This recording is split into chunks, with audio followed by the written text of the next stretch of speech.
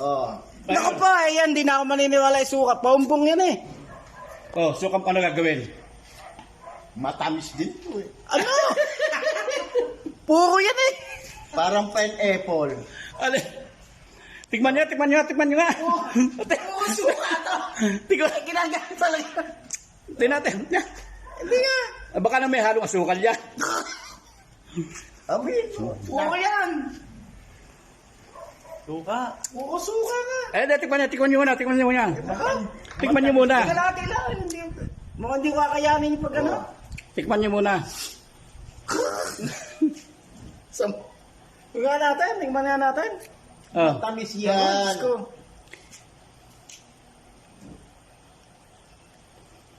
Ano? Aba, o nga ano.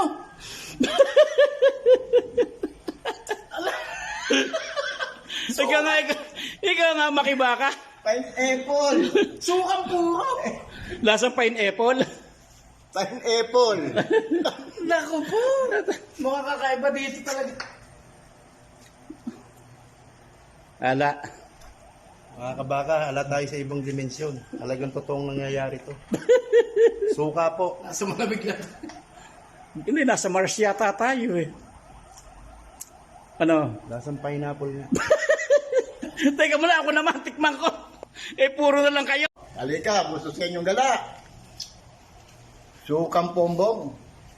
Ikaw naman ang tikim. Eh, tingnan mo. Puta, hindi ako makapaniwala dyan sa mga pinagagagawa nyo na yan. Oops!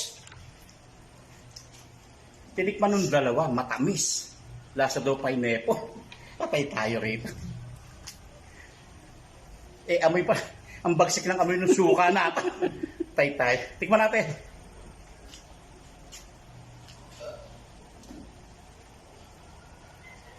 Matamis nga. Sukang puro. Hindi, pineapple. Pineapple na. Patay tayo. Ayan o.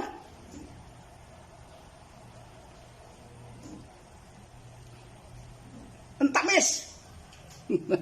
Matamis, suka. Suka. El Pasco, sukang pompong. Bikini men. Dito lang to sa Malamig Bustos, Bulacan. Pero ang tamis, oh. Tamis. Ibang klase itong anting-anting ni paring ano. Grabe. Tamis.